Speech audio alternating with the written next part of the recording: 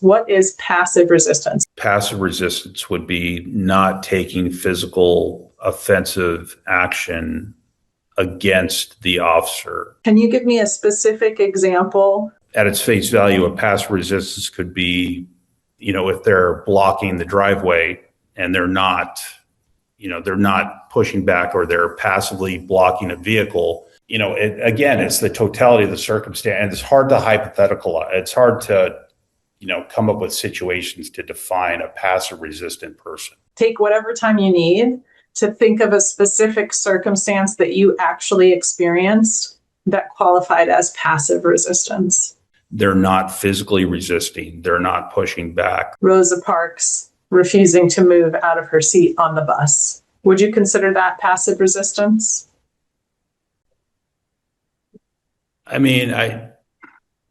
Without being there, without seeing exactly what was going on and what the surrounding circumstances were, and what, being the officer on scene and having the totality, just at the face value of just that sentence, then yes, I would consider that passive resistance.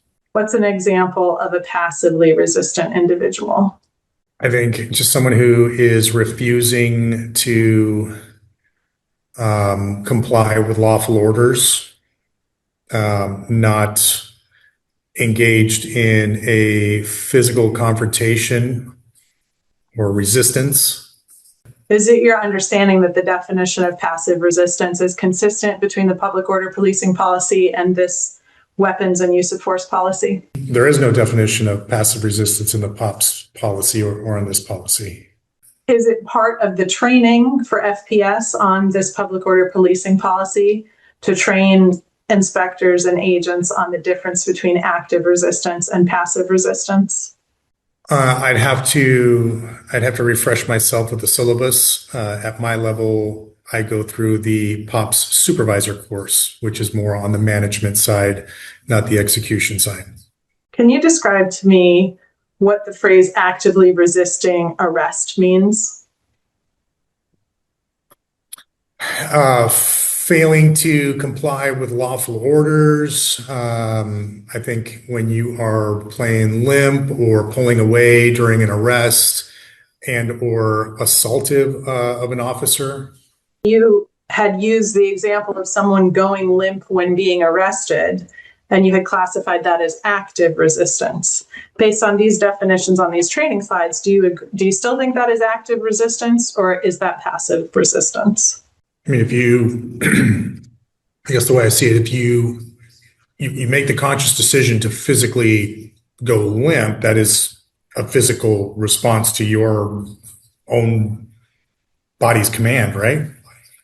I think going limp, I guess for the example I used earlier, is a physical thing that you knowingly, willingly do to counter an officer's attempt, not necessarily to control, but to avoid an officer's lawful order. Are you familiar with Rosa Parks' refusal to move from her seat on the bus? I am. Would you consider that passive resistance or active resistance?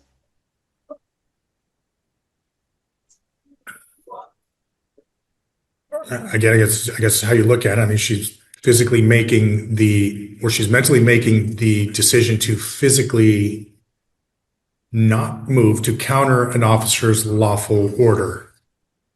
Okay. So is that considered active resistance or passive resistance?